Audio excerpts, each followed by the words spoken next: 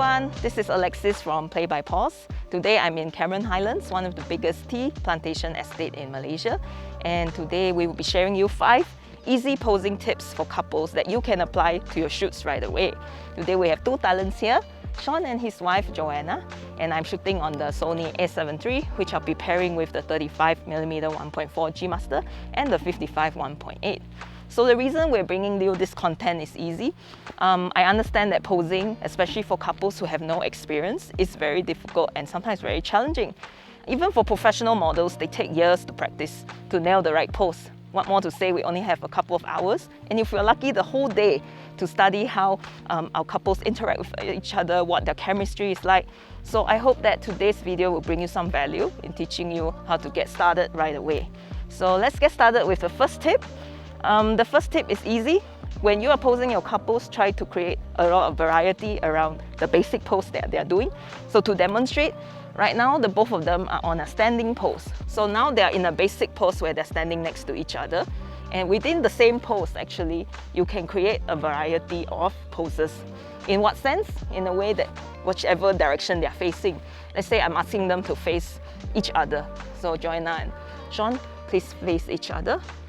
Stick pose where they're just looking.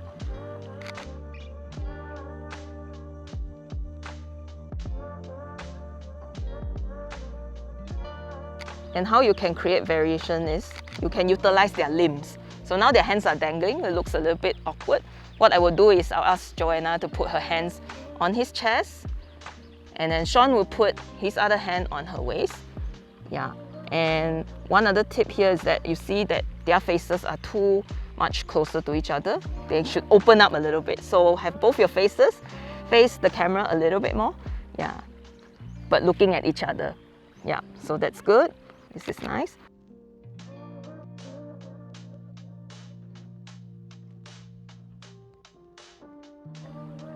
Right. So let's try another position. Sean, can you stand behind Joanna? Right. And Joanna will lean on Sean's chest. That's very nice.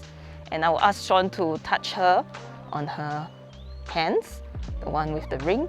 Yeah. And Sean, can you stand straighter? Close your legs. Yeah. But your left leg, you can relax a little bit. Just open it up slightly. The other leg. Yeah. And Joanna, can you move your body towards him slightly? Yeah. So this is again a basic pose where Sean is hugging Joanna from the back. So how do you create variation on this? Very simple. You can, Sean, move your hands up towards her chest, like grabbing her around the chest area, see? So this immediately creates a very intimate moment between them from just a basic, like prom look alike kind of pose to a very intimate kind of shot. So let's try this.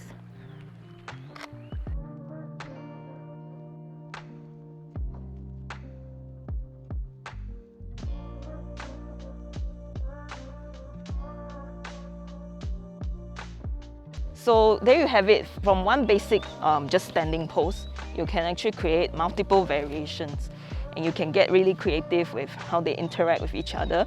And I think it's very good to ease them to that process, right? Because if you keep moving them around but doing the same repetitive move, actually it creates a very disruptive mode for the couples that are posing. So I highly recommend creating more variations with the poses, play around with their hand placement and all that. So hopefully you can practice this with your client next time. Okay, for the second tip, I will be sharing how you can use props to enhance that sense of connection and intimacy that they have. Props can be in form of clothing, could be a jacket or a hat. It could be the bouquet you're holding, their wedding bands, or even like the natural surrounding right now, like these trees or the tea leaves around us. Right, so the reason why I use props is because some couples are actually very shy. So to, diffuse that awkwardness between them, sometimes I ask them to take the attention away from each other, instead focus on, let's say, their clothing. So let's demonstrate with that. Joanna, can you face Sean? Right? Maybe some people, they are not used to putting their hands over the shoulder kind of thing. But if you put the attention away from the body parts, but more so on their clothing and whatnot, like let's say put your hand on clothes here, and then Sean, can you touch her hand with the ring, just like slowly caressing the ring? Yeah. So now you're taking the attention away from each other. They're looking at the ring. Yeah. But Joe, maybe you can look at Sean, and Sean will be looking at the ring. Both of your face closer slightly. Yeah. So for this kind of shot, I think it's great for close-ups, especially. So let's try a few.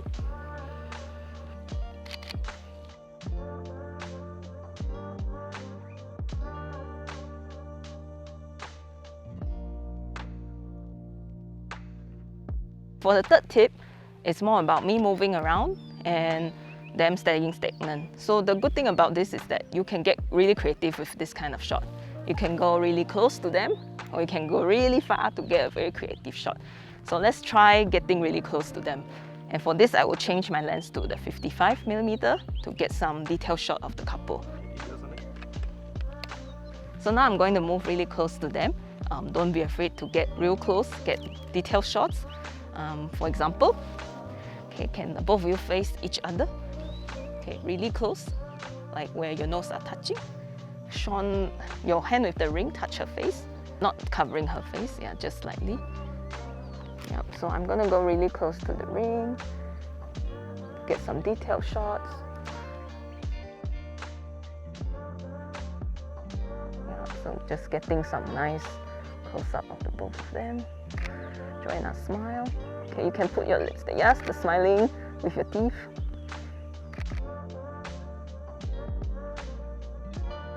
And Joanna, you can also put your hand on his face, like grab it. That's cute. Yeah.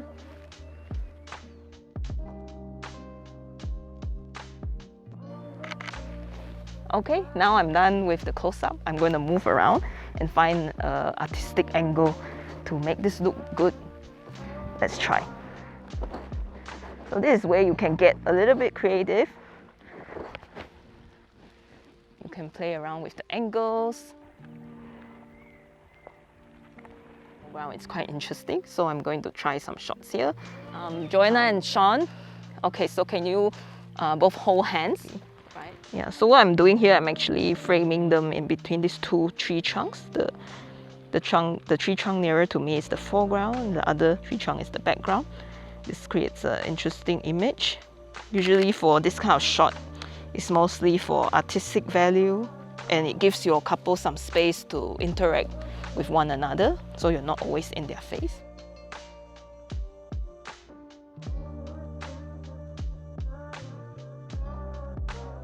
Okay, so this part here is actually quite nice too. So now I just want both of you to stand apart. Yeah, be careful. And both of you are facing the tea leaves. Yeah, and just look in front. Yeah, chin up.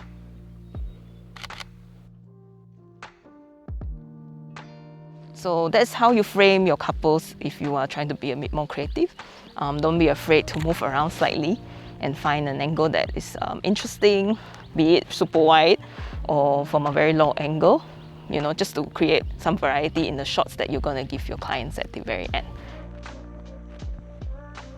All right, Joanna, you can touch the tea leaves with your left hand, yeah, as you guys are walking towards the end. Sean will look back at Joanna for a while, and then Joanna, you can look at the tea leaves and then look at Sean, okay? Just keep it like casual. Okay, you may start now. Okay, you can turn around, look at Joanna. Like, I'm taking you to an adventure. Yeah, that's really nice.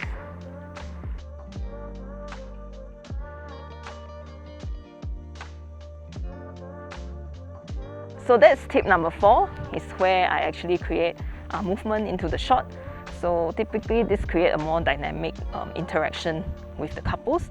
So even though I'm shooting photos, right, it doesn't mean every shot has to be stagnant. So I like to give them very easy to follow cues, such as what I just told Joanna. You can touch the leaves as you're moving. Sean, look back at her while you're looking forward. So these are very easy sequence shots and cues that your couple can practice. And as you're shooting, try to shoot in bursts, because that way you can find very interesting in-between shots. And this is my tip number 4 for you. Okay, I'm going to demonstrate another way of incorporating movement in a stagnant shot. So I'm going to give them a series of cues that they can follow, and let's see how it works. Across her chest. So what happens now is you're trying to keep her in your grasp, but Joanna, you're trying to fight and you're trying to struggle and wrestle out of it. Yeah, so while you're both doing that, I want the both of you to be laughing while doing that. One. Okay, on my cue. 1, 2, 3. Yeah, just fight with each other. Yeah, and then I'll be shooting in bursts. You can move her around, turn towards me. So you see, this is a very playful way of spicing up the session, and this is really a great way to make sure they also have fun in the process of posing for their pre-wedding or their engagement shoots.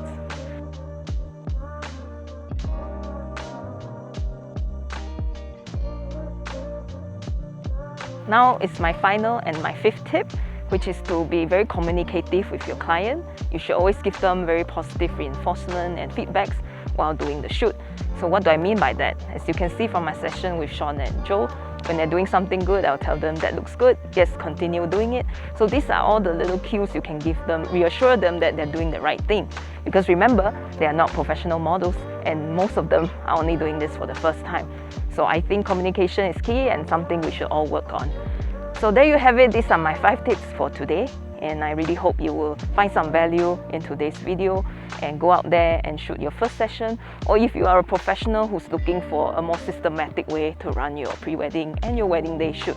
If you like this video, please let us know, comment, share with your community, and last but not least, remember to always create, learn, and have fun. See you next time.